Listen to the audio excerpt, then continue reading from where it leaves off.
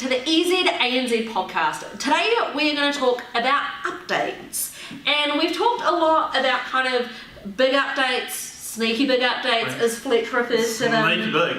But I've noticed a few things come up on my device that I definitely do want to talk about because I didn't necessarily know that they were coming, and they've just appeared, and I think that they are wonderful, and I think that there are a few real game changers in there. So we're going to talk about that as we go through today. But Absolutely. Another update, my friend, that you were very much looking forward to. I am super excited because Sea of Thieves are about to release their anniversary update. It might even be today, I believe. I might have to do a quick fact check, put some work in for Hannah as normal into the editing. It wouldn't be a podcast without the homework. But Steve and I were on holiday last week, and we played a bit of this update through the Sea of Thieves Insider preview, and I am just so excited to bring it to you. We're actually going to put the full expert on it. Steve, the pirate legend, is going to take us through that update, how it's changed the game, and how that game has just evolved from day one overall. So yeah, and I think that there's just like something that like a little thing that like being able to fish now and Sea of Thieves. I know that was like, he hadn't seen Fletch for over a week, and he just comes in and goes, "Hey, guess what? You can now go fishing in Sea of Thieves." It's like, what kind of hey, mate, nice to see you. It sounds dumb, right? But it's like when you're sailing a ship and you've got nothing to do because someone else is doing all the work for you. Thanks, Steve. I'd fish and earn cash instead. So nailed it. And I think having different elements to games like that is super helpful, right? Definitely. But we will hand it over to Pirate Legend Steve to tell you all about that. I know there's something you're passionate to talk about too. You were like going into the production magic as well. Before we got into this, Hannah I could tell how passionate she was about this. She's like, I really want to talk about this, and it was in a tone where doesn't matter what I think, we're going to talk about it. So tell us about it. Exactly right. Because this is something that I'm going to talk about a couple of different things. It's something that's sort of been floating around for a while, but I think more people are getting on the bandwagon, and I want more people to get on the bandwagon because I think it is cool. Yeah. You guys know that I'm blindly passionate about mixed reality. I thought you were just going to leave it at blind. No. I'm so passionate about mixed reality. I really do think that it is sort of the new wave of technology, the new way to move forward, the way that kids are going to be learning in schools, all kinds of things. But I think for this to become a mainstream product, it really needs some cool uses. Yes. To do that. And I was, going through my Instagram the other day, as I do, and I saw an artist that I follow. His name is Jacob Collier. We're going to see him in September. I'm very excited. I used to have a teacher called Simon Collier. Simon Collier, wow, the more you know. But like, this kid is a genius, and he is awesome, and the way he creates music is very, very cool. Like, he's a multi-instrumentalist, and he creates layers on layers on layers, and textures is very much his thing. And that's what I love so much about his music, so I'm really looking forward to seeing it live. But the reason that I'm talking about this is because on his Instagram story, I saw him chilling with one of the Samsung Odyssey headsets on, and I was like, Jacob Collier, what are you doing? And he has created a music video for one of his songs in mixed reality. And I get very, very excited as someone who's studied music for a long time, being in a room surrounded by people using Apple devices, that he is using a Windows device to create this. And there's Windows 10 in the background, there's all this mixed reality stuff going into it. Can we recreate it with you as the artist? No, I'm not even like a fraction as talented as this kid. He is epic and amazing. But as I said, this isn't the first time this has been done. Microsoft did partner in 2017 with Childish Gambino. Yes. As well. Both Fletch and I are quite big Childish Gambino fans. I love me some Childish Gambino. But a lot of you guys probably know that he's created Pharos as a festival, which is to kind of fully experience his album in the way that it's intended. And Microsoft partnered with him to create a virtual experience to go alongside that. They've done all kinds of stuff like filming him to see the way that he moves, to create digital features out of that. So I'm going to drop a video in here to kind of show you the process that they went through with that, because it's a very, very cool and something that I think is going to be awesome coming forward.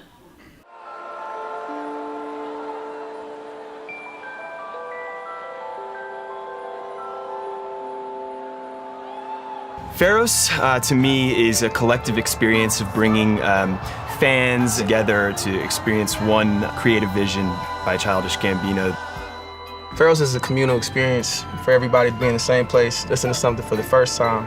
It was talking about making you feel kind of primal, like a kid again. You have a moment where you can go like, this is the first time I heard and saw this, and this was with 2,000 other people. It was exciting to work with Childish Gambino and his team because he really had a vision of what he wanted to do to bring this new music to his fans. We had the technology that was able to create an experience and allow fans to go into the world of Pharos in a really unique and interesting way. The inspiration for this festival was to create a world for his new album to live in. It's providing like truly immersive experiences. You're there, you get a second component. You're being able to be in the room with an artist as opposed to just hearing the artist. So Childish Gambino came to us with the album that he had. He had an idea in his head and he had a vision. There's a whole story that existed and a world that existed around the album. So when we sat down with his team, we worked with them to try and evolve that story and work with the technology to actually help bring that to life in different ways. We've used Connects in an array to allow us to create a 360 model of Childish Gambino as he performs and bring that into a computer-generated environment. With the VR experience, we're trying to give people an experience that felt very sacred and trying to bring a different kind of value. Everything that we're doing here is meant to provide that context and give that world to our listeners and let them live in the same world that Childish Gambino created it in. We were able to use Azure and Connect and Surface and OneNote and a number of other Microsoft technologies to help us have a rich set of tools that brought the experience to life. It's special. It's hard to really say something special, but I think Pharos is special like nobody else is doing it. Being able to work with an artist that wanted to bring a performance to life in a really interesting way and then have an experience afterwards for fans who weren't able to be there was something really exciting to work on and use technology and make it a reality for them.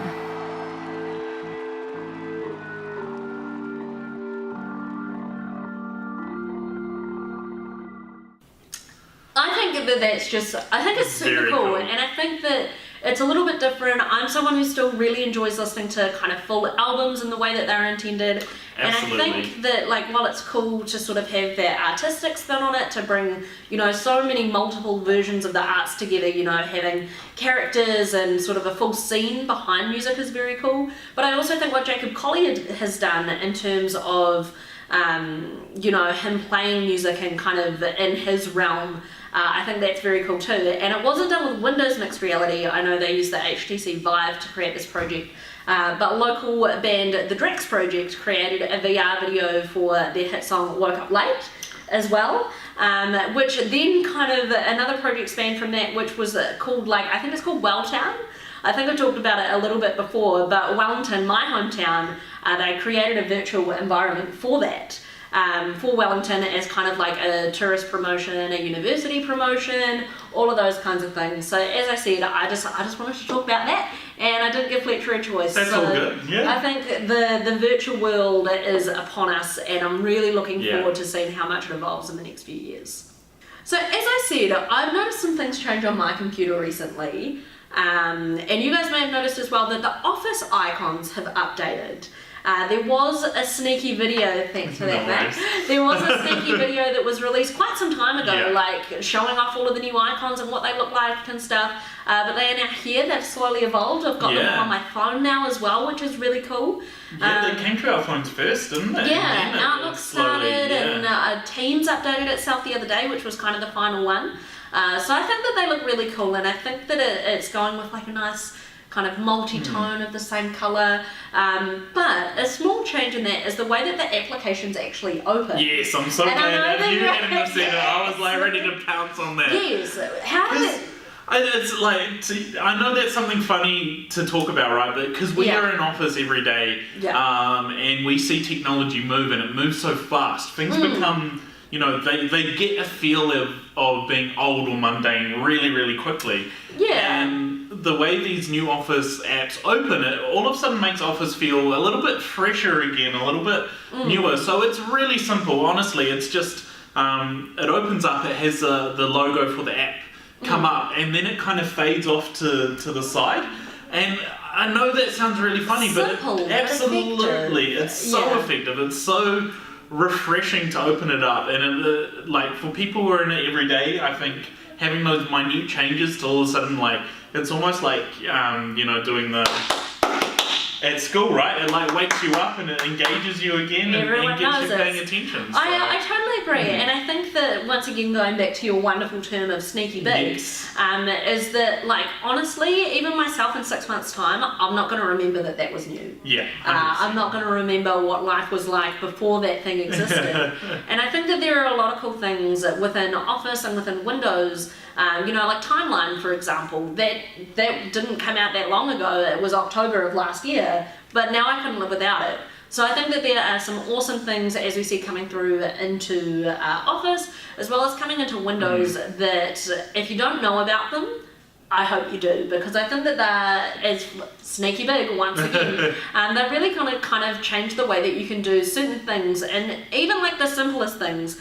And the reason that I kind of got inspired to talk about this was that I opened OneNote today, and I noticed that it's updated. So I now on the side have a panel where it's kind of got my navigation, so I can see my notebooks. It's also got a little search tab as well, so I can kind of search for tags, anything to do, actions required. So, if I'm someone like I am, who has 10 different OneNote journals that I share with I don't even know how many people, it's quite easy for information to get lost. So having a great little search tab is good. And another favourite along the line of kind of timeline is that there is a recent notes thing as well. That's so handy. That's actually super handy. Very, very guilty. Sometimes we even maybe I'll move something from a personal notebook into a shared notebook.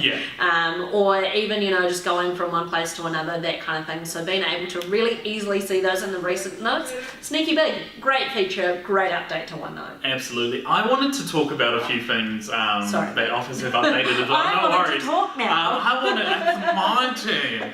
But I wanted to we are going to talk about Windows later on, but I wanted to talk about how Office is continuing to improve on Mac and Android and iOS, right? So Apple operating systems and Android. Yes. Because it's continuing to get better and better, and a lot of the functionality that was only available on Windows is starting to permeate through the whole. What a great word. Gotta check out some big words. Gotta keep them coming, right? Keep them coming. I think when it comes to Mac, I'll start there because it's nice and simple, but animated 3D objects are now available on Mac. So when you are using Word, Excel, and PowerPoint, you can put your animated objects in there, which is really, really awesome. You can actually mention people in PowerPoint on Mac. So I think that's all to do when you're what's the word for this, Hannah? When you're like working on something together, but it's marking it up as you go. We do it for our T's and C's once upon a time. Oh, track changes. Track changes. So I think that's all to do with tracking changes and saying blah blah blah. That's right. Can you double check this, and that'll give them a notification. But I'm excited for some of the cool changes in Outlook. Yes. Do you want to take this? Your passion. It's like, yes, I have noticed this. So I, for all of my life, have loved a good calendar. Yeah. Like even in high school, I was that fiendish kid with like a full-blown like adult diary. What are you? Who are you? Who am I? Yeah, I've always been intense. But a good diary and good calendaring is life-changing and a skill that you should get used to and learn. Your life. Yeah, but I also like color coding things. So now within iOS, a lot of your kind of calendaring, it kind of changes colors just to make your different meetings and different things a lot easier to see, and kind of at a glance what it is that you're looking at, what's different, and how your day is going to look like. Because every night before I go to bed, I check my Outlook calendar. I also check it in the morning just in case I've missed something. So having those different colours in there and kind of bringing my calendar to life, I'm very excited about. That's cool. I have one more thing. So Hannah uses an iOS phone, which is why, like, as soon as she saw that come up, her eyes lit up. My eyes lit up at something else because I'm an Android phone user, and there is some really epic changes to Outlook in Android. So this is really cool for me, and anyone who has to book rooms using Outlook or for work, they know that it's sometimes not convenient. For us, when we go to book a room, we get the entire Microsoft Office rooms in the world. So that we have to filter it down to our obviously little New Zealand. Then sometimes we get Wellington as well. Yeah. Fun fact, I don't know. Fun fact, the Wellington meeting rooms are named after places in Lord of the Rings. So good. Fun fact. I nerd out over that Little every bit time envious. I open it up. I'm very envious. But the cool thing about this is we tend to book the same rooms, right? We tend to be in like 2 or 3 of the same rooms, either because we're filming the podcast or we're having a meeting in a small room. And in Outlook on Android now, it will make every time you go to book a room, it'll show you the list of rooms you've used recently. That's great. So you can just tap on the room you want. It'll show if it's free or not at the time you're doing the meeting. So good. And boom, like that is mind blowing to me. That is so convenient. That is so sneaky big for our life. And I think that that's something really important. Like Graham has just got a new job recently, where he's very much sort of like more based. He used to work in a school and now he works in a more corporate environment. So he's kind of getting used to using Office more. And like it's been like, you know, he gets in the car after his day at work and he's just like, Hannah, how do I do this thing in Outlook? I'm like, this isn't what I necessarily want to talk about right now. But sure, off we go, because I'm always just excited. Yeah. And I put on a different voice and he's just like, who are you? You've changed. You've changed. You've morphed into this different person. But I think that's really interesting. Obviously, like, we live and breathe this stuff. It's very much our job. It's tools that we use in our job all the time. But if things aren't easy to find, like super simply being able to find like who said yes to a meeting. This is literally what we talked about on our way to work this morning. On your phone, it's really easy. Like, you literally just go into the meeting, and whether you've sent the meeting request or not, you can see everybody there. But on your computer, I'm actually not sure how to do it. Really? Yeah. Let's have a look. I'm going to have a look right now. We're going to do a live test for you. That's interesting, because the other thing I find, when I find it hard is when there's been specific people who like are required to respond. Yeah. Then it gets a little bit trickier to figure out who's actually there. So okay, I found out. So you just go to tracking there, and it tells you who's there and who's accepted. So it can be done, but it looks a lot nicer on your phone. Just a random fun fact. But I think, like, for me personally, especially when I'm going out to meetings and stuff, I do check it more on my phone. So I'm not trying to bag it in any way by any means, but I think that the UI of things cannot go kind of unnoticed or not recognised, because I do think that they're very, very important, and some very snazzy, cool things in there as well. But back to Office. Sorry, just a small distracted flurry. Yeah, distracted flurry. You can find it. I'll let you know, Graham. we can do it. No, that's. I think those are the key updates. What I'm keen to talk about is, you know, we not necessarily talk about it, but just do a quick recap on the other big update that's about to happen. So it was meant to be an April update, but now it is rolling out in late May. So it's coming up very soon, which is very exciting. So we did cover it in the podcast a few weeks ago, so we will put that podcast down below so you can go and check out kind of our deep dive into all of the different features. But I'm going to talk about my favourite feature again. Oh, there we go. Can't even remember what one it was. So I say every feature is my favourite feature, so I think that it's like fairly safe to just say the one I talked about before. But what I'm really looking forward to in terms of that kind of UI and how much you don't kind of think about what difference it'll make to a user is being able to customize your action center. I think that this is like 101 going to be really important. I think it's going to be a big change for a lot of us. Maybe I'm just assuming in my own little weird computer world here. But I do like the Action Center. I really like being able to swipe in from the right or click that little kind of box button, and that's where you access tablet mode, your settings, all of those sorts of things. But now, similar to your start menu, you're going to be able to move those around, unpin things, personalize them. So I always have it in the expanded view, not the collapsed view. Because those things, the four top things, aren't the things that I use all the time. But I definitely could move some things around and put sort of my most used as the top four. Not even need it expanded. They're not even needed expanded, so I'm very excited about that. And with that, in that menu as well, will also come a brightness scroller.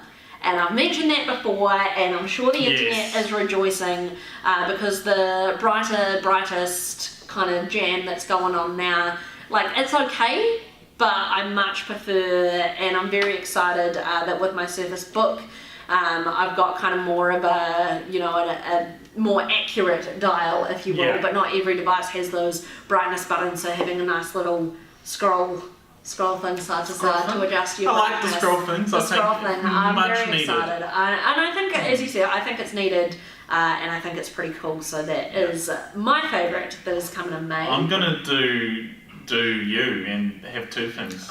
Well done, I'm going to do you. So, just you talking about that has made it so that I really want to mention some other customizing side of things. Yeah. And that is being able to unpin or uninstall apps like the Mail app. Yes. Which I don't use. I use Outlook, so I don't use the Mail app. So a lot of the pre-installed Windows 10 apps that you could never remove before are now going to be able to be uninstalled, which I think that's going to be a hallelujah moment for a lot of people. For a lot of people, I totally agree with that. And for example, and I don't know if this will be the case, so I'm definitely going to have to check my facts here, but for example, when I click an email address, it automatically opens the Mail app. Yes. Instead of opening Outlook, and that grinds my gears and it drives me nuts. Can you change that? You can change your default app. You can change your default app. I probably should have looked into this, but I'm sure that if you remove the Mail app, it would then make that easier. Outlook would probably be your default. Look at us learning as we go today. But I'm quite excited about that. Sorry, Fletch. No. There's the other thing that I wanted to talk about, and just re-mention that it's a thing, because I think this is something that's really important to power users who are a level above even us, and that is being able to open up the clean version of Windows as a Windows Sandbox. Windows Sandbox, and we talked about it when we did talk about it on the last podcast. We were like, we know who we think will really want to use it. We know that they'll really love it, but we ourselves may not always use it that much or utilize it because of what it's designed for. And the other day, I was sitting down with some really, really cool girls who are still in high school, but were developing apps already, and they actually won a competition, and I got a really cool opportunity to sit down and talk about what I do with them, and just technology in general, which was a great chat. And I just mentioned some of the things that were coming up in the May update, and I said, you guys keep an eye out, because this Windows Sandbox is coming, and you'll be able to, test out lines of code and stuff. And they were like, their eyes lit up, when someone really truly appreciates something and they get visibly excited. They did, and I think that's why it's so powerful and needs to be mentioned, and just talked about. And we need to remind people that it is a thing and can take away a heck of a lot of pain. Yeah, absolutely, and I think that we always do that, you and I, when we hear about a new feature coming up. Of course, we naturally we pick our favourites, because there are things that we know that we are going to use more than other things. But I think that it is really important to understand the value in everything that is released, because by no means are things just thrown in there for the sake of being thrown in there. A lot of people work very hard on them, and they're designed for very specific purposes. And I think that that's the thing with Windows updates and Office updates. There are so many that come through that I don't think a lot of people will even kind of scrape the surface of what their device can actually do, let alone what their device with Office can actually do. So we like to talk about it as much as we possibly can, and absolutely encourage you guys to keep up with what is new on your device. Hey guys, welcome to the stream. My name's Steve, and on party chat without a camera is Fletcher, aka Captain Liger. We're quite lucky to kind of try this out now on stream. We were lucky enough, Fletch, you and I, to get access to the insiders. So we've been playing this a little bit, so we're a bit more educated as to what this Sea of Thieves update brings. But I am super excited to actually get my character leveled up now. I think be really you'll cool. be proud that. Yeah, I hopped on and I've been leveling up a little bit. I'm not a pirate legend, of course, not like yourself, but I'll get you there, mate. Been trying to do some pre-work for this. You've been laying down the groundwork. Have you been telling me that you've been doing homework, Fletch? I've been doing homework for our stream, our pirate stream.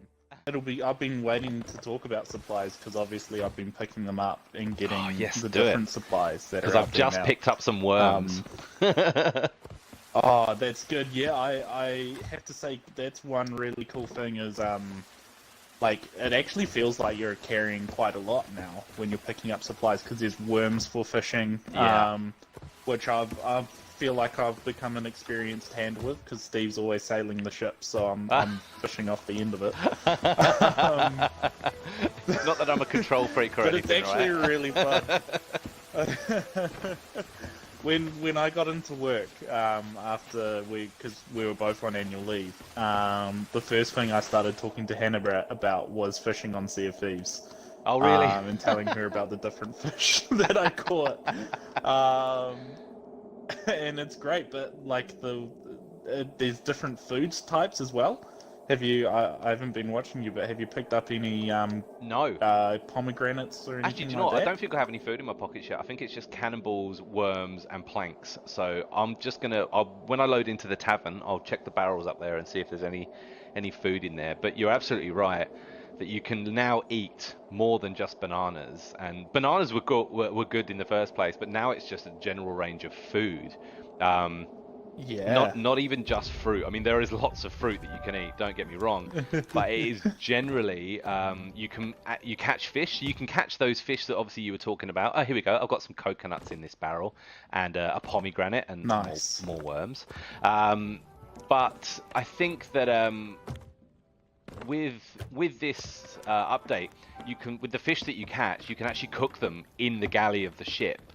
And then you can eat them as well. If you happen to come across like a megalodon or a kraken, if you kill them, they'll drop meat as well, and that meat is really, really expensive to sell. So if you sell that, you actually get quite a bit of coin for it. However, if you choose that you want to eat it, it gives you super health boosts. Like literally, it gives you like almost a double health boost. If you was to eat a bit of kraken meat before going onto someone else's ship, you would be in a very, very fortunate position to be able to attack another ship because you've got almost double the health that you would normally have. That's awesome. I didn't even know that about the beasts that you can. Yeah, so the problem cool. is if you're soloing, so if you're doing it on your own, it's not really worth trying to kill a megalodon or a kraken. You just want to kind of hide in the bottom of the ship and repair the holes that you get until you sail through. But when you've got like two or potentially two, but definitely 3 or 4 of you, if you fight that kraken or fight the megalodon, it will drop meat. It will drop meat when you've killed it, and then you can then cook that meat up and sell it. Because of course there's a new faction in this update as well. So let me just go into my reputation area and wait for it to load in. There it is. So we've got some different factions. We've got Telltales, which is what we're going to do very, very shortly. We're going to start off on that. That's the story mode campaign. Obviously you've got the Bilge Rats, which has been around for a while, and then you've got what's called now Hunter's Call. And the Hunter's Call is doing things like catching fish, selling kraken meat, doing all things like that, doing cooking and doing different accolades and things like that with the fish. So this is a new kind of area in which you can level up. You also have then the Sea Dogs as well. The Sea Dogs will then give you another bit of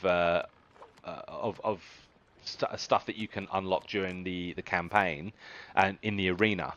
Sorry, so you can actually level up a faction in the arena as well. So this is great. The whole Go on, mate.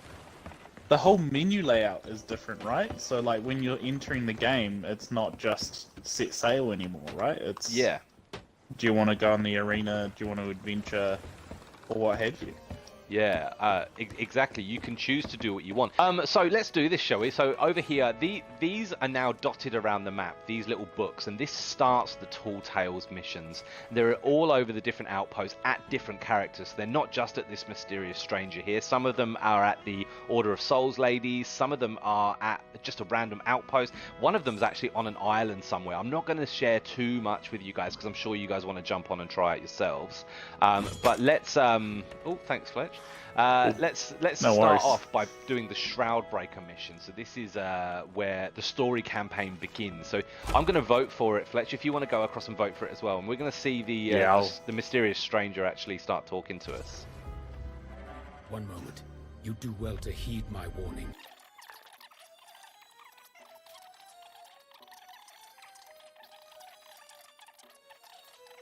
Make it back alive. I wish you luck. You're going to need it.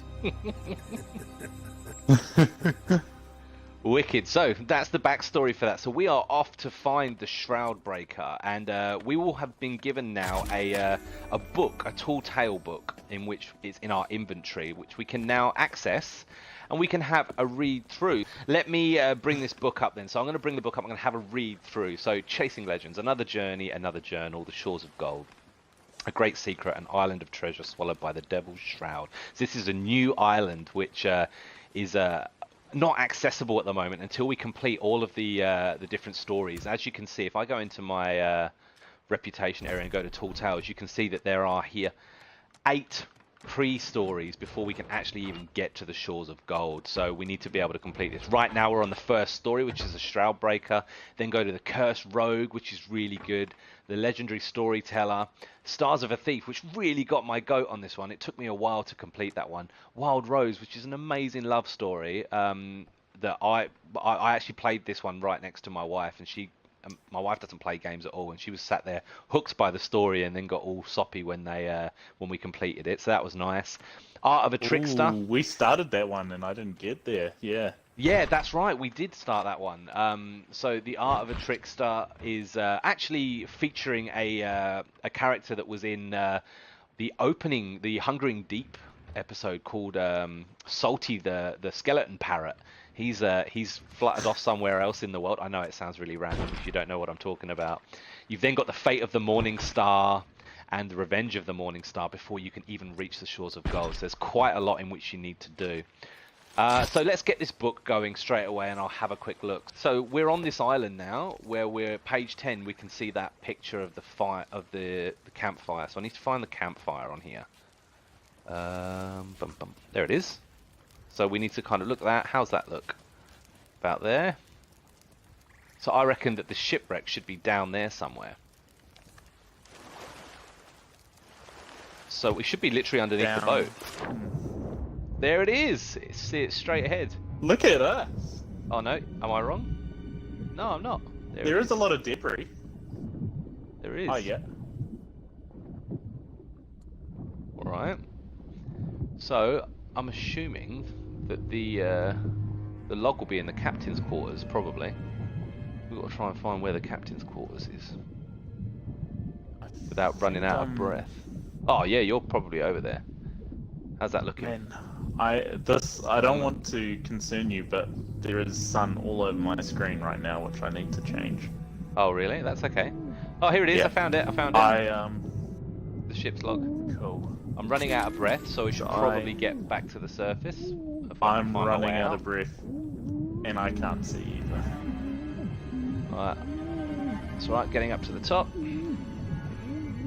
Yeah, you can just rescue me anyway. We literally are right underneath the where we needed to be. Woohoo. Now, just to be a pain, I did see something glinting over there. I'm going to go and check it out real quick to see what it is, because it could be something that we want. Cool. It might be a good little side quest. What that's done is that's given us some more pages of the quest on the book. So once I get here, I think, oh, it's an old treasure chest. There we go. Did I just literally pick up a treasure chest? Is there anything in it? So this is something new as well, Fletch, in the game, is that you get treasure chests that you can open up now. That's cool. So there's nothing in this one, but if I close it and bring it back with me, we can now, if we catch like those skulls, for example, we can put multiple things into this treasure chest. So we can put 3 skulls in it, which doesn't sound like it will do much, but if you have lots and lots of skulls on your ship, you have to run to and from the ship to be able to sell them all. You can only carry one thing at a time. So this means that you can carry more than one thing at a time. So that makes it a little bit easier. Ooh. Alright, so we're in here now. What do we have to do? There's a hand. Like a hand.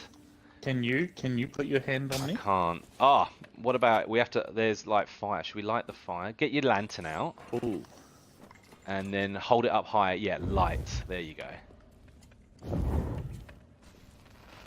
Hold it up. So use left trigger to hold it up. And then go up. Sorry.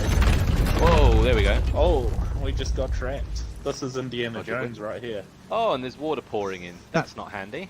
Okay. There is this rock. What are these glowy things? That looks like it should come down. Oh, so you can rotate these. Right, so what you do, I would say, let's have a look in the book. Oh, easy. Okay. So if you have a look in the book, see, where are you? Yeah, if you look on page, as well. Like look at this page. Yeah. You can see like it's like a little pattern. Yeah. So you're on the wrong page, but that's okay. Oh, did I change it? So we want to go for the shroud breaker, which that looks like it already is. And then the rest of these have to be the man with the spears above.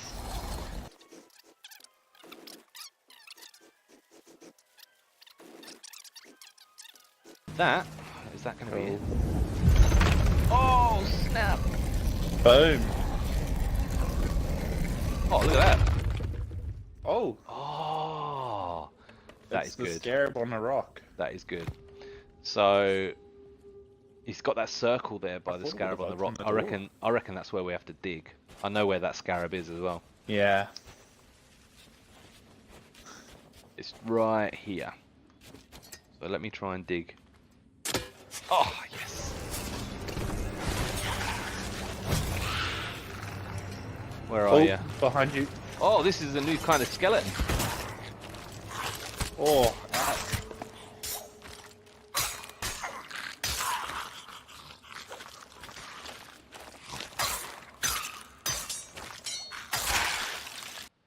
Guys, thanks very much for jumping on and watching our stream review. Our review, maybe? I'm going to give it a rating out of 5 Ninja Cats for things like gameplay, graphics, and storytelling. So for gameplay, I'm kind of biased on this game. I've played this game since day one, so I love the gameplay mechanic on it. I love the sailing. I love how you have to angle the sails into the wind. I'm going to give this 4.5 Ninja Cats out of 5. So I think that's pretty good rating. I'm quite happy with it. It's one of my favourite games to play. Graphics.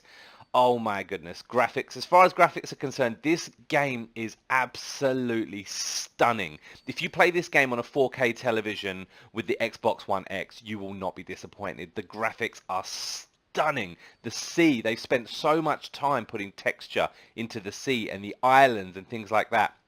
My only bugbear is if you play it on something like the Xbox One S, the islands take a little bit longer to render in, and that's purely because of processing power and things like that. So the graphics are a little bit spongy when you look in a distance, but when they do come into render, they do look amazing as well. So because of that, I'm going to give it 4 Ninja Cats out of 5.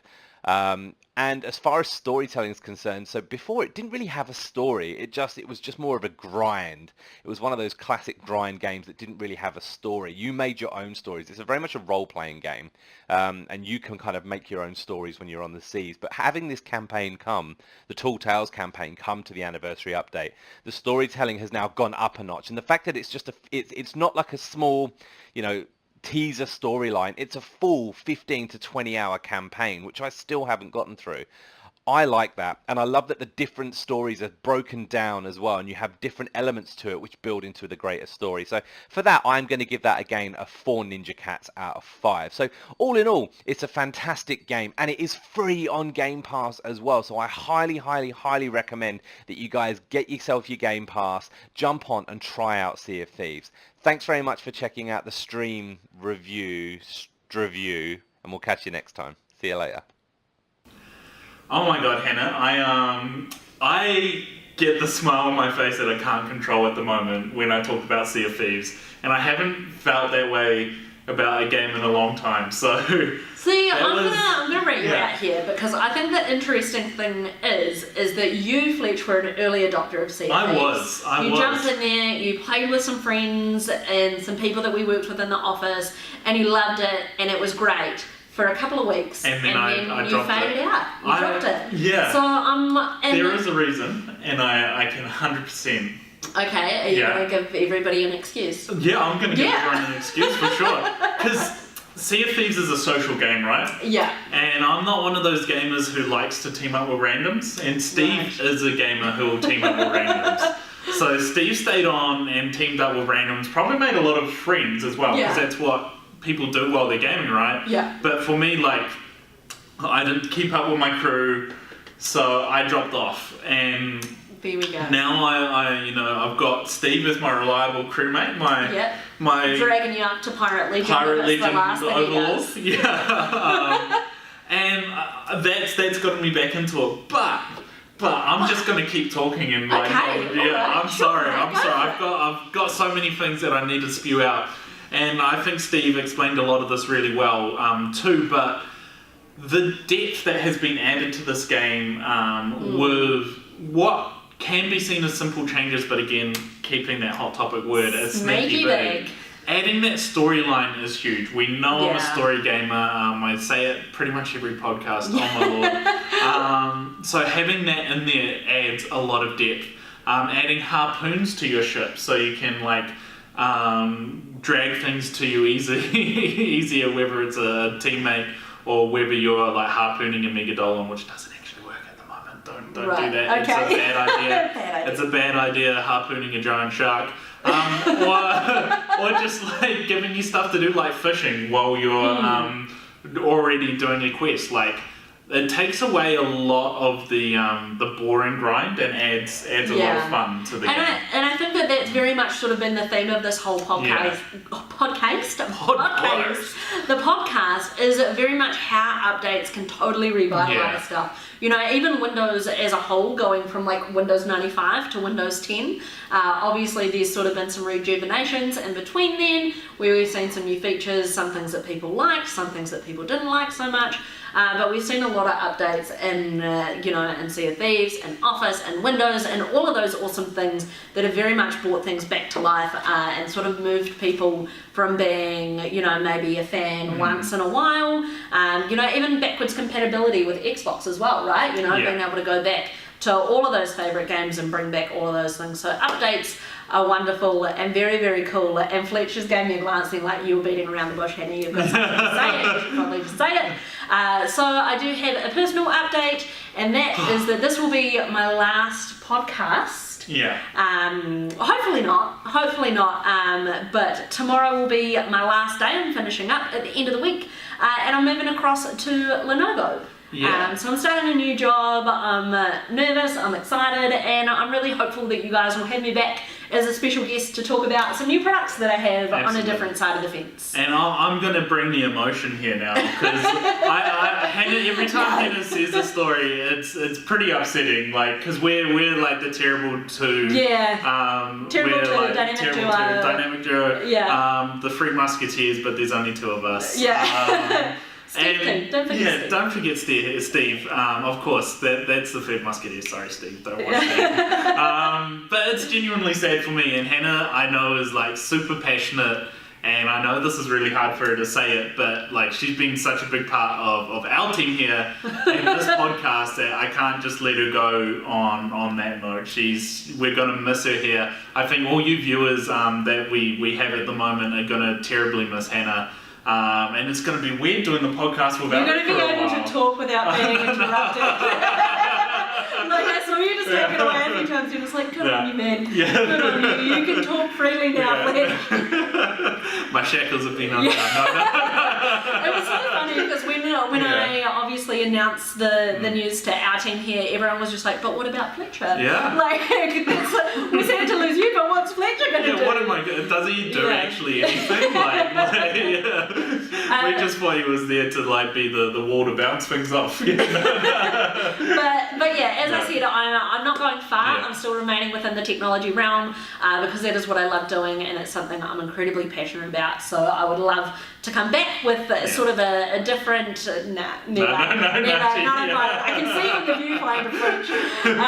But yeah, maybe I'll come back and do some product reviews of something a little bit different for you guys in the future. But thank you for having me. Thank you for listening to me. Thank you for watching us. Keep watching Fletch and Steve. They work really hard on what they do. They love playing games for you guys. No, we don't. That we love. We love that part, but there's a whole lot more coming your way. They won't see you next week. You won't see any of us. We're going to give you guys a week to just cope with the news and deal with that. But you and Steve are going to be in Thailand next week. Yeah, so we're going to do another podcast on tour. So even though we're going to have to skip a week, keep an eye out because we'll bring an extra exciting one to try and make up for the loss of a big chunk of our podcast sitting next to me. So stay tuned, stay involved. You'll hear from Hannah for sure, even though I'll rip the crap out of her when she comes back on. But I guess until next time. All right, see you guys. 3, 2, 1.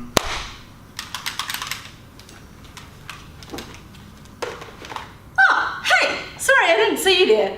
But I'm glad I have you, because we have something awesome to tell you about.